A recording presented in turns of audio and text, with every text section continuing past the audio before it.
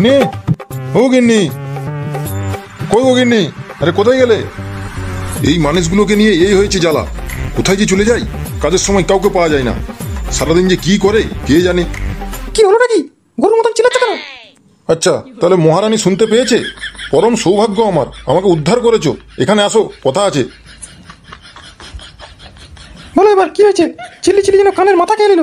শান্তি করে একটা কাজ করতে দেবে না। শালা ওলাটা বুড়োটা মরেও না। আমার তো যখন টাইম হবে ঠিক মরে যাবো। তোমার বেটাকে কি করে বাঁচাবে সেটা নিয়ে ভাবো। কি হয়েছে? ফান্টু আবার কি করলো? কালকে এমনিতে ছেলেটা কত রাত করে বাড়ি ফিরেছে, আবার সকালবেলায় যে কোথায় বেরিয়ে গেল। ছেলেটা ভালো করে একটু ঘুমোতেও পারলো না। কি হয়েছে কি বলো? ওই তোমার জন্য ছেলেটাকে আদর দিয়ে দিয়ে বাঁদর তৈরি করে ফেলেছো। হ্যাঁ, এই দেখো কি করেছে, দেখো, দেখেছো কতগুলো টাকা? হ্যাঁ, সে তো আমিও দেখতে পাচ্ছি কতগুলো টাকা। তো কি করবো আমি এই টাকাগুলো নিয়ে? শাড়ি কিনতে যাবো। শাড়ি কিনবে পরে, আগে ভাবো এই টাকাগুলো কোথা থেকে পেলো। এতগুলো টাকা ও কোথায় পেলো? চুরি ডাকাতি করেছে নিশ্চয়ই। ফুটো কুড়ি কামানোর তো মুরদ নেই ওর। এতগুলো টাকা হঠাৎ করে কোথা থেকে পেলো? দেখো, তোমাকে শেষবারের জন্য আমি সাবধান করে দিচ্ছি, আমার ছেলের নামে উল্টো পাল্টা বদনাম দেবে না, একদম বলে দিলাম। আচ্ছা বেশ, তাহলে ডাকো তোমার ছেলেকে, ডাকো। কোথা থেকে টাকাগুলো পেলো সে নিজের মুখেই বলুক, তাহলেই বোঝা যাবে। ওকে তোমার মতন বুড়ো হয়ে গেছে নাকি যে সারাদিন ঘরে বসে থাকবে? ওই ইয়ং ছেলে বাইরে করতে গেছে, ও আসুক, আসলে জিজ্ঞেস করবো।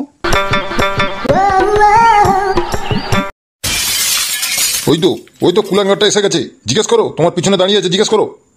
বাবা ফান্টু, তোর বাপকে বলে দে তো তুই ওই টাকাগুলো কোথা থেকে নিয়ে এসছিস। তোর বাপ তোর রুম থেকে, খাটের তলা থেকে এই টাকাগুলো নাকি পেয়েছে। ও বলছে তুই নাকি চুরি ডাকাতি করে নিয়ে আসছিস। সেটা বুঝিয়ে দে, তুই কোথা থেকে পেয়েছিস এই টাকাগুলো। সবসময় আমার ছেলের নামে উল্টো পাল্টা বদনাম দিয়ে থাকে। তুই চোখে আঙুল দিয়ে তোর বাপকে বুঝিয়ে দে কোথা থেকে নিয়ে এসছিস টাকাগুলো, তবেই বিশ্বাস করবে। আমার কথা তো বিশ্বাস করবে না। কি সব যে বলছো মা তুমি? চুরির টাকা কেন হতে যাবে? এই টাকাগুলো তো পল্টুদের টাকা। কালকে রাতে ওর বউকে ভর্তি করেছে হসপিটালে।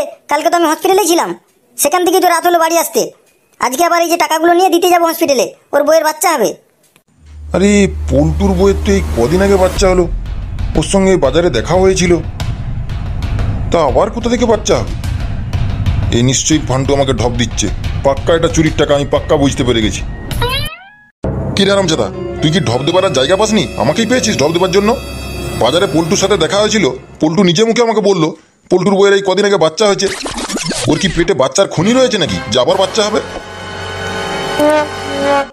শালা বেশ মুশকিল তো। শালা এই বুড়ো চোদারা সব মনে আছে। ভাবলাম এটা বলে কাটিয়ে দেবো, শালা কি মহা মুশকিল। এই রে, শালা এই বুড়ো চোদা সব মনে আছে তো। শালা এবার কি হবে?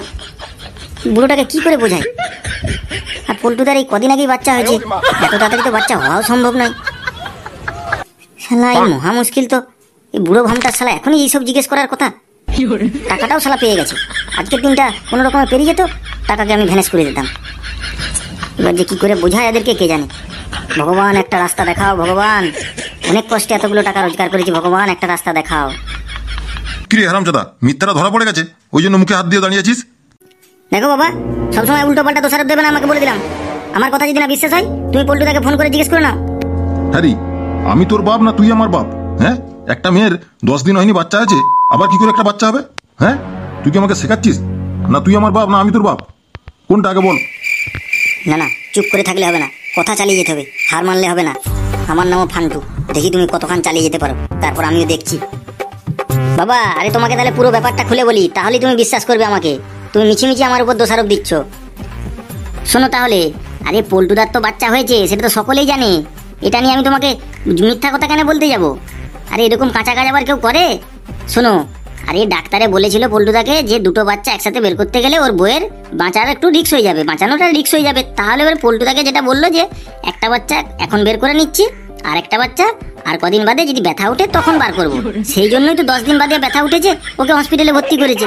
তাহলে এটা নিয়ে আমি মিথ্যা কথা কেন বলতে যাব? সেই টাকাটাই পল্টুদা আমাকে রাখতে দিয়েছে তো। সেই টাকাটা আমি কালকে রাতে এসে বালিশের নিচে রেখেছিলাম, আর সেই টাকাটাই তুমি পেয়েছো। এই টাকাটা আমাকে দাও, আমাকে আবার হসপিটালে নিয়ে যেতে হবে। কি বলিস তুই এইসব? এরকম আবার হয় নাকি? এই তো বুড়োটা মনে হয় গিলেছে টোপটা গিলেছে। হবে, এবার কাজ হবে মনে হচ্ছে।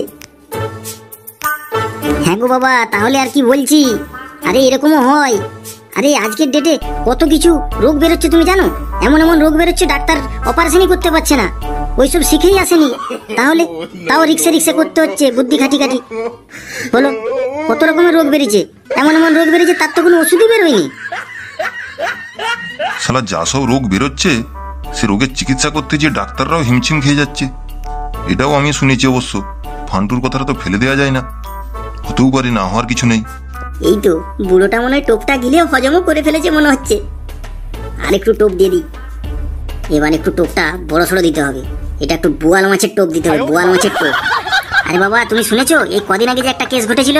তুমি তো শোনোইনি? আরে যে হসপিটালে পল্টুদার বউকে ভর্তি করেছে ওই হসপিটালেই তো কেসটা ঘটেছে। শোনো তাহলে, ধুলাগড় থেকে একটা ছেলেকে দেখাতে নিয়ে এসেছিল, তার হাঁপানির রোগ ছিল। ডাক্তারে বলল ওর হার্টের প্রবলেম রয়েছে, ওকে অপারেশন করতে হবে ইমিডিয়েট। তো ডাক্তার অপারেশন করতে গিয়ে দেখে ওর তো হার্টই নেই, ওর তো ডাইরেক্ট কানেকশন করা আছে। তো সেটা শুনে কেউ বিশ্বাসই করতে চাইছিল না। তারপর ডাক্তার এসে যখন বলল তখন সবাই হতবাক হয়ে রয়ে গেল যে একটা ছেলের হার্ট নেই, সে কি করে বেঁচে আছে, ডাইরেক্ট কানেকশন। তাহলে আর বলছি কি, কত কিছু ধরনের রোগ বেরোচ্ছে তুমি জানো? তাহলে বলো এটাও কি মিথ্যে হয়ে যাবে? এসব কি বলছিস রে ফান্টু তুই? এরকম হয়? তবে আর বলছি কি, আর তুমি তো আমাকে কত রকম কথা শুনিয়ে দিলে, আমি চোর ডাকাত চুরি করে নিয়ে এসেছি, এই করে নিয়ে এসেছি। তোমার ছেলে যা কিছু করতে পারে কিন্তু চোর নয়, ঠিক আছে? হলো তো হলো, এবার বিশ্বাস হয়েছে? তোমাকে তো আগে থেকেই বললাম যে আমার ছেলে যা কিছু করতে পারে কিন্তু চুরি করতে পারে না।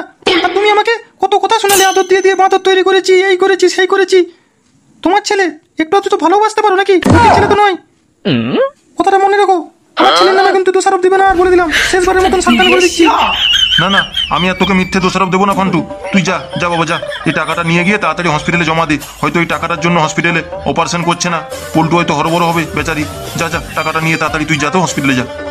নিয়ে যা বাবা, নিয়ে যা তাড়াতাড়ি, টাকাটা নিয়ে যা তুই। তোকে আমি কত রকম উল্টোপাল্টা কথা শোনালাম বাবা, পারিস তো আমাকে ক্ষমা করে দিস বাবা। হ্যাঁ, তোকে আর আমি না জেনে এরকম উল্টোপাল্টা কথা বলবো না। তুই কত ইমানদার ছেলের মতন কাজ করেছিস। হ্যাঁ বাবা তুমি ঠিকই বলেছো, টাকাটা তাড়াতাড়ি না নিয়ে গেলে অপারেশনটাই হয়তো করবে না ডাক্তার। দাও দাও তাড়াতাড়ি নিয়ে আমি হসপিটালে যাই। কি বলো, আমাদের গ্রামে গরু চুরি? গরুটা আমার চুরি হয়েছে, যাত্রার গরু চুরি হয়নি। যে চুরি করেছে না সেও বুঝতে পারবে যে কার সঙ্গে পাঙ্গাটা নিয়েছে। আমি তাকে খুঁজে বার করব, পাতাল স্বর্গ মর্ত যেখান থেকে হোক আমি তাকে খুঁজে বার করব। আচ্ছা, আপনি যে বলছেন 4 জন ছেলে ছিল, তাদের কাছে গরুটা আপনি রেখে দিয়ে গেছিলেন, তো 4 জন ছেলের মধ্যে কারোর নাম আপনি জানেন না? এমনি এমনি রেখে দিয়ে চলে গেলেন? এটা আপনি খুবই কাঁচা কাজ করে ফেলেছেন। তাদেরকে কিভাবে খুঁজে বার করবেন এই নাম না জানলে? আচ্ছা কর্তাবাবু, আপনি একটু ভালো করে চিন্তা করুন দেখিন, বেশ ভালো করে মনে করার চেষ্টা করুন। ওই যে 4টা ছেলে, ওই 4 জনের মধ্যে কোনো মানে ওরা তো নিজেদের মধ্যে আলোচনা করছিল, তার মধ্যে কেউ না কেউ কারোর নাম বলবে। কিছু মনে পড়ছে না আপনার? সেরকম তো মনে করতে পারছি না, তবে নাম তো ওরা একটা বলছিল। ওই যে ছেলেটা আমার সঙ্গে চটং পটং করে কথা বলছিল ওর নামটাই বলছিল। ছেলেটার নামটা কি যেন একটা বলছিল, ফ দিয়ে ফেলু, কি বেশ একটা নাম যে বলছিল, মনে করতে পারছি না রে। আমাদের গ্রামে এরকম কাজ করতে পারে সেরকম ছেলে কে আছে? এত জঘন্য কাজ করবে এরকম তো ছেলে আমার চোখে পড়ছে না। প্রায় তো সকলেই আমার দোকানে চা খেতে আসে, এর মধ্যে কে করতে পারে এরকম কাজ? ফান্টু ফান্টু এরকম কাজ করতে পারবে? হ্যাঁ, ছেলেটা একটু ডানপিটে আছে বটে, কিন্তু এতটা অধঃপতনের মতন কাজ করবে সে? এটা তো বিশ্বাসযোগ্য হবে না। বুঝলেন, আপনি যে এরকম ব্যাপারটা বলছেন, এইরকম কাজ করতে পারে এমন ধরনের ছেলে কিন্তু আমাদের গ্রামে আছে বলে তো মনে পড়ছে না। প্রায় তো সকলেই আমার দোকানে চা খেতে আসে, কিন্তু এদের মধ্যে শুধু একটা ছেলেকেই আমার একটু সন্দেহ হচ্ছে বটে, কিন্তু সে এরকম কাজ করতে পারে এটা বিশ্বাসযোগ্য হচ্ছে না। দেখুন, আমি যে ডানপিটে ছেলেটার কথা বলছি, মানে ফান্টু তো আমার দোকানে মাঝে মধ্যেই চাটা খেতে আসে, কিন্তু সে এইরকম কাজ করতে পারে না। কি বললেন দাদা, কি বললেন? ওই নামটা আরেকবার বলুন তো। আরে ফান্টু ফান্টু, এই তো আমাদের পাড়াতেই থাকে, ছেলেটা একটু ডান পিটে আর কি। এই তো নামটা আমার মনে পড়েছে। ওই ফান্টু, ওই ওদের মধ্যে একটা ছেলে ওকে ফান্টু বলে ডাকছিল। আমার নামটা মনে পড়েছে, ফান্টু। ওর বাড়িটা আমাকে একবার দেখাতে পারবেন? ওই ওই ওই ছেলেটাই ছিল। ওই ছেলেটা ওই একটু গেঁড়া করে আর ওই বারুন্ডা পড়েছিল, বারুন্ডা। লে তেলা, এ তো কি বলতে গিয়ে কি বলে ফেললাম ছাতার মাথা। ফান্টুর বাবা আমার সাথে কত ভালো ব্যবহার করে, সে যদি জানতে পারে যে আমি এদেরকে এসব বুঝিয়েছি, তাহলে তো আমার চা দোকান উঠে যাবে।